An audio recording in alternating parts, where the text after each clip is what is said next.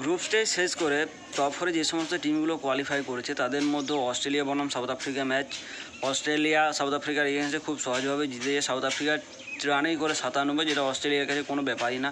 কালকে New Zealand versus England মহিলা দলের মধ্যে ম্যাচ, নিউজিল্যান্ডকে গোহারান হারিয়ে ইংল্যান্ড ম্যাচ জিতে নিয়েছে। কালকে ভারতীয় মহিলা দলের সাথে সাথে বাংলাদেশ মহিলা দলের ম্যাচ ছিল, যেটা বৃষ্টির কারণে হয়নি, শুরুই হয়নি বৃষ্টির জন্য। যখন শুরু হলো বাংলাদেশ 119 রান করে, ভারতীয় মহিলা দলের মধ্যে রাধা ইয়াদব 3 উইকেট, শ্রীচরণী 2 উইকেট, এভাবে তাদের পারফরম্যান্স হয় এবং অরুন্ধতী রেড্ডির একটা আমরা অসাধারণ ক্যাচ দেখতে পাই।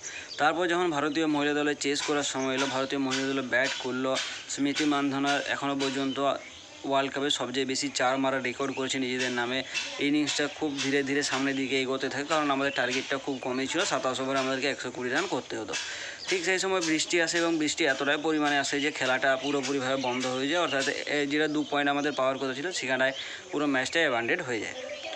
তো এর পরবর্তীতে আমরা যদি দেখি, আমাদের সকল ভারতীয় ফ্যানদের একটাই মনে প্রাণে আসা যে অস্ট্রেলিয়ার সম্মুখীন যেন আমাদেরকে ফাইনালের আগে হতে না হয়, কারণ ফাইনালের আগে অস্ট্রেলিয়ার সম্মুখীন যদি আমাদেরকে হতে হয়, অস্ট্রেলিয়া আমাদের হাতে হারিকেন ধরিয়ে চলে যাবে, কারণ অস্ট্রেলিয়ার আগে এগেনস্টে আমরা যখনই খেলেছি অস্ট্রেলিয়া আমাদের হাতে হারিকেনই ধরিয়েছে।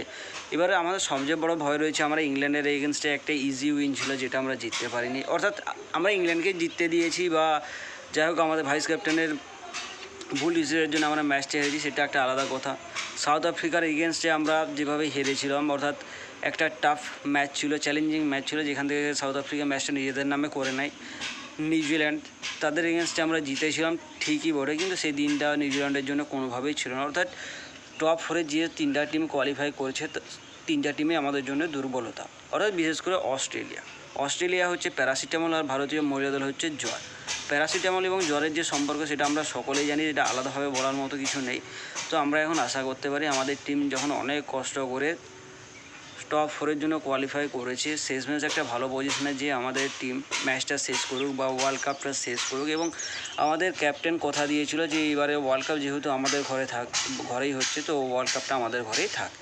অপরদিকে পাকিস্তানের ক্যাপ্টেন ফাতিমা সানা, তার মতে আইসিসি তাদেরকে একটা ভালো স্টেডিয়াম দিতে পারেনি, তাদের জন্য ওয়েদার ভালো ছিল না, তারা এমন একটা স্টেডিয়ামে তাদেরকে খেলা দিয়েছে যেখানে কখনো বৃষ্টি চলে আসে, কখনো ওয়েদার খারাপ, মোটামুটি খুব খারাপ রকমের একটা স্টেডিয়াম আইসিসি তাদেরকে অ্যালট করে। এবং তাদের সবচেয়ে বড় স্টেটমেন্ট ছিল তারা ওয়ার্ল্ড কাপ জয়ের পর জয় স্যারের কাছ থেকে ট্রফি নেবে না, যেটা একটা হাস্যকর মন্তব্য ছিল। ফাতিমা সানা কী দেখে বা কীভাবে বলছিল, তারা এখনও পর্যন্ত ওয়ার্ল্ড কাপের ইতিহাসে একটা ম্যাচ জিততে পারেনি, 7টা ম্যাচ তারা খেলেছে, একটা ম্যাচও তারা জিতেনি, জিতা তো দূরের কথা, তারা ক্লোজও শেষ করতে পারেনি। তো তাদের নাকি আবার ট্রফি জয়ের স্বপ্ন ছিল। তো যাই হোক, শেষমেশ আজকে শেষ।